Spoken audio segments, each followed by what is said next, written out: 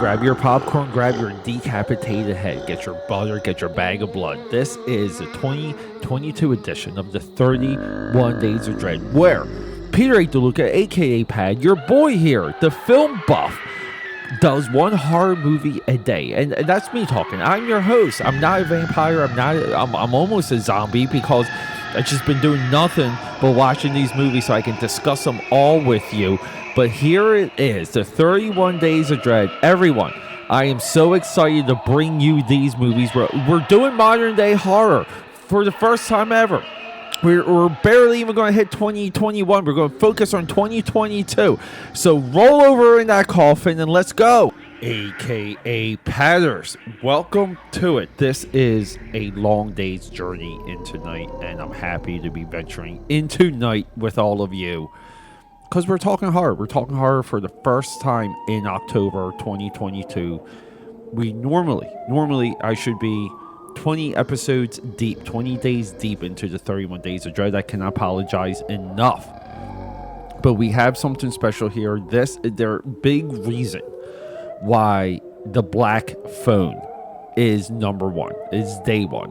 It's day one and number one. Because this movie came out of nowhere for everyone, and I'm going to toot my own horn, everyone but me, Peter A. DeLuca, your host. How did I know? How did I know that the Black Phone was going to hit as hard as it did? That it's questionably a absolute perfect horror movie. The concept, let me just tell you the concept, and I'll tell you how I knew. The concept for this movie, and we like horror because horror is high concept. That's what makes horror so much fun. In the previous episode, I highlighted that horror is the last bastion of filmmaking. It's really the last item we have. We'll call it an item to hold up, to lure in talented filmmakers, geniuses, people who love film. Right now, they're driven to go to horror. They're not. There's no place else for them to go, and that's the point. That was the point of the last episode. I was coming out of Jurassic World, Dominion, with a friend of mine. We're ripped on beer and White Claws. I met a guy that looks just like Sam Jones at a King of Prussia movie theater in Pennsylvania. Looked just like Sam Jones, and the guy actually bought me alcohol. That's a story for another day. But we're coming out of Jurassic World, and I say to him, I'm like, yeah, I was like, that movie's a solid adventure. I just had a lot of fun watching it. Big adventure. Liked it. Everyone seems to hate it. Again, a recurring theme on this podcast. And we're standing in front of the Buzz Lightyear display. And he doesn't follow the internet stuff too well. And we're talking. And I'm like, I was like this Lightyear movie it's already destroyed. The internet ripped it apart. I can't believe it. We walk to walk by another door, the next sequence of posters, and we're looking at the Black Phone, and I point to it because we're all over the place. And I said, I'm like, look, this is the movie from the guy that directed Doctor Strange. And my friend's like, oh yeah. I was like, he was supposed to do Doctor Strange too.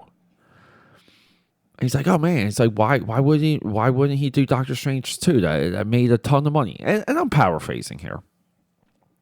And I said, because this guy is a filmmaker.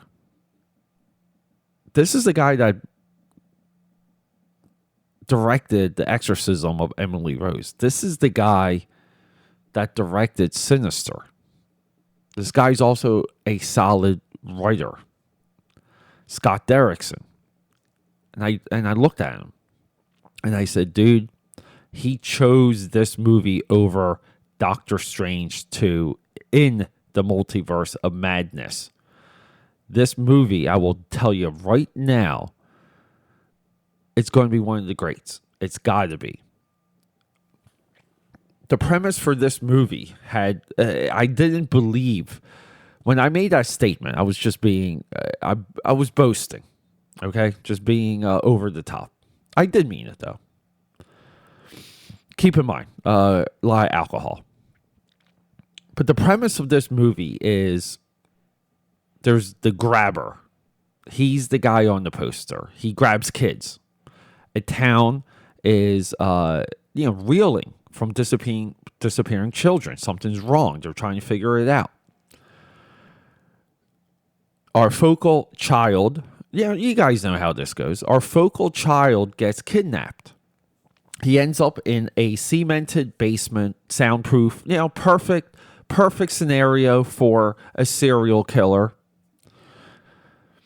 And the phone rings, and it's the ghost of a previous victim.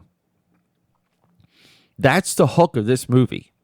The phone rings, and the ghost talks to the child, and they try and figure out what happened, like how to get out, how to save the day. When I heard about that concept, I said to myself, I'm like, how is that going to play out? It's a little too corny. It's a little too trite. I'm too jaded to get excited for a concept like this. But then the movie has a director that gave up $1 billion movie.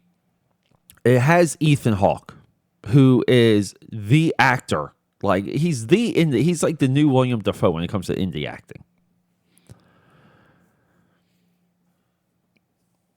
And we have a high concept. Now, along the way, I learned that Joe Hill, a.k.a. the son of Stephen King, he doesn't want to earn his name off of the name of his father, wrote the short story.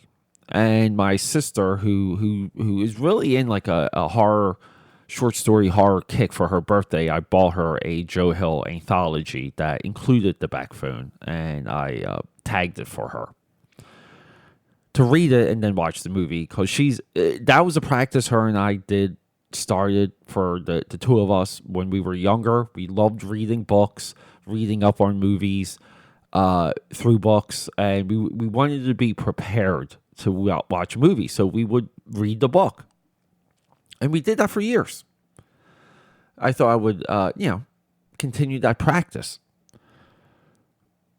And what we have with Black Phone, it's a period piece. More horror. We bring up this point so much. More horror movies are period pieces now because horror cannot exist with the internet. It just can't. Solid period piece.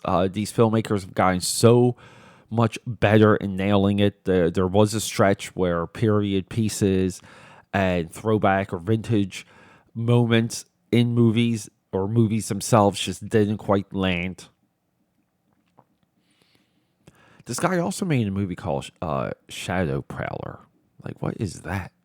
Just going through his filmography. He's also a director, writer of Hellraiser Inferno. We got to add that one to the list.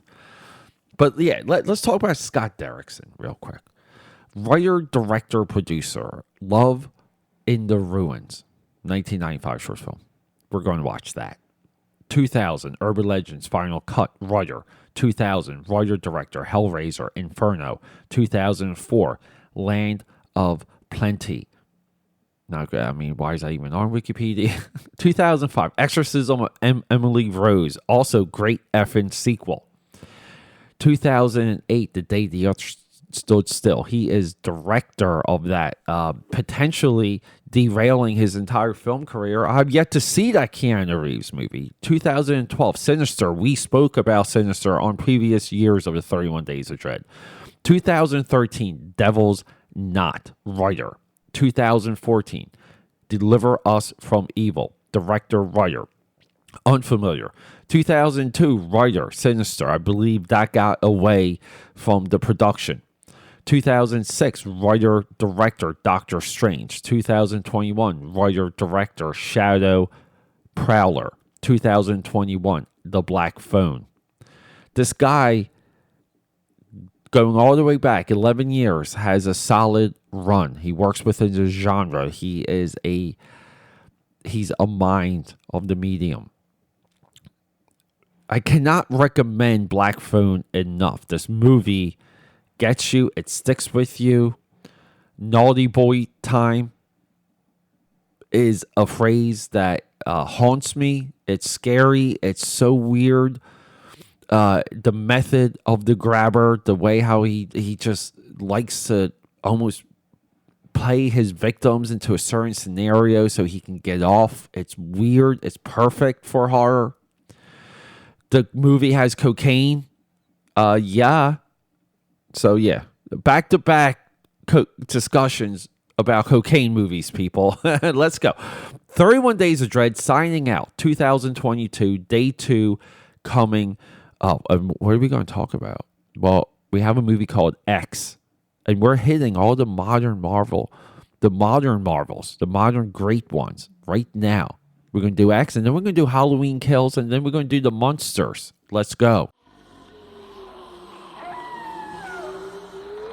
The future of film is horror, and thanks for all of that, everyone. Thanks for hanging out with me.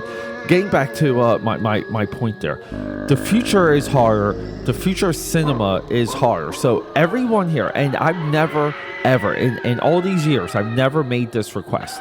But everyone that we highlight, every single filmmaker, male, female, ghoul, goblin, you know the drill. But check them out. Find them on a streaming platform. I usually highlight how I watch these movies on which platform, even if I rented it or bought it, so you guys know a little bit of the price range. It's important that we support all of these movies and all of these filmmakers because they are the future. The future is horror. Thanks for hanging out.